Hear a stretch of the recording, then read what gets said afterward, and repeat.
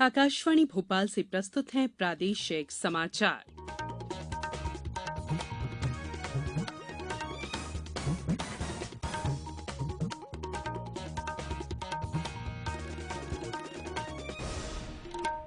नमस्कार, समाचारों के साथ मैं संयुक्ता बैनर्जी। कोविड से सुरक्षित रहने के लिए श्रोताओं से अपील है कि इन 4 सरल उपायों का पालन करें। पूर्ण टीकाकरण कराएं, मास्क पहनें, 2 गज की सुरक्षित दूरी बनाए रखें, हाथ और चेहरा साफ रखें। अब समाचार विस्तार से। प्रधानमंत्री नरेंद्र मोदी ने $400 अरब मूल्य का निर्यात लक्ष्य प्राप्त करने पर गर्व व्यक्त किया है। आकाशवाणी से मन की बात कार्यक्रम में उन्होंने कहा कि अब भारत के उत्पाद दुनिया के हर नए बाजार में पहुंच रहे हैं।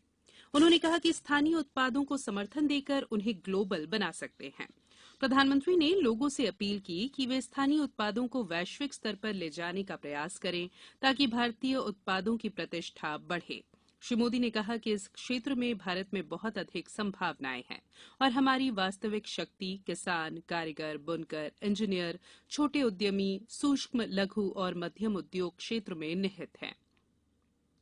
प्रधानमंत्री ने कहा कि इनके कठिन परिश्रम की बदौलत ही देश ने $400 अरब का निर्यात लक्ष्य हासिल किया है। प्रधानमंत्री ने कहा कि 7 अप्रैल को विश्व स्वास्थ्य दिवस मनाया जाना है। उन्होंने कहा कि योग हो या आयुर्वेद, आज दुनिया भर में स्वास्थ्य के प्रति भारत की जीवन शैली की लोकप्रियता बढ़ रही है। पिछले सप्ताह कतर में योग पर एक कार्यक्रम में 114 देशों के नागरिकों ने हिस्सा लिया, जो एक रिकॉर्ड है। प्रधानमंत्री ने जल संरक्षण के विषय में कहा कि हमें जल की प्रत्येक बूंद के संरक्षण का संकल्प लेना होगा। उन्होंने कहा कि जल के दोबारा उपयोग पर भी जोर दिए जाने की जरूरत है। श्री मोदी ने प्रसिद्ध कवि रहीम के दोहे रहीम पानी राखिए बिन पानी सब सून की चर्चा की। उन्होंने कहा कि कई लोगों ने जल संरक्षण को अपने जीवन के एक मिशन के तौर पर लिया है। मुख्यमंत्री कन्यादान योजना में दी जाने वाली राशि को 51,000 से बढ़ाकर 55,000 रुपए किया जाएगा। योजना के अंतर्गत बेटियों को गृहस्थी का सामान भेंट स्वरूप प्रदान किया जाएगा। मुख्यमंत्री शिवराज सिंह चौहान ने कहा कि लाडली लक्ष्मी योजना 2 के प्रारूप को अंतिम रूप देने के लिए मंत्री उषा ठाकुर, मीना सिंह और मंत्री यशोधरा राजे सिंधिया को दायित्व सौंपा गया है। ये योजना 2 मई को शुरू की जाएगी। श्री चौहान पचमढ़ी में दूसरे दिन आरंभ हुई चिंतन बैठक को संबोधित कर रहे थे।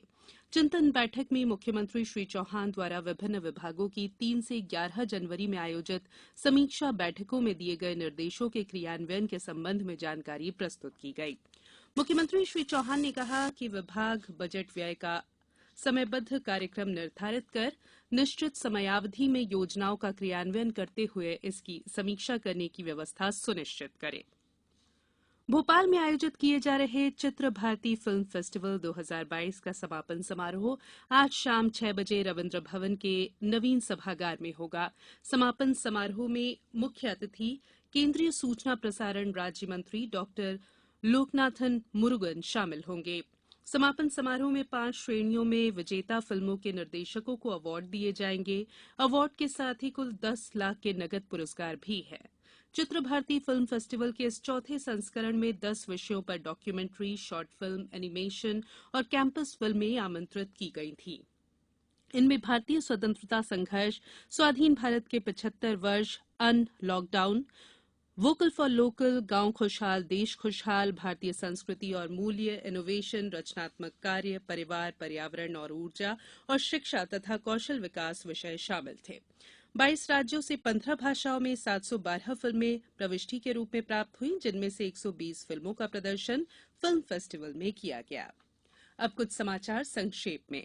जबलपुर से दक्षिण भारत की ओर जाने वाली ट्रेनों में बढ़ती लंबी प्रतीक्षा सूची से राहत देने के लिए रेलवे विशेष ट्रेन चला रहा है। इसी कड़ी में जबलपुर से कोयम्बटूर के बीच जल्द एक स्पेशल ट्रेन चलने जा रही है। शिवपुरी में पर्यटन को बढ़ावा देने के लिए जिला पर्यटन संवर्धन बोर्ड के तत्वावधान में आज एक हेरिटेज वॉक का आयोजन किया गया। शाजापुर में बुनियादी साक्षरता मूल्यांकन में 80 वर्षीय भगवती बाई ने परीक्षा देकर मिसाल पेश की और चाइल्ड लाइन नरसिंहपुर ने पिछले दिनों गुम हुए 3 बच्चों को तेलंगाना से खोज निकाला है। बुलेटिन में फिलहाल इतना ही। अंत में एक अपील, मास्क और 2 गज की दूरी, हाथ धोना भी है जरूरी। नमस्कार।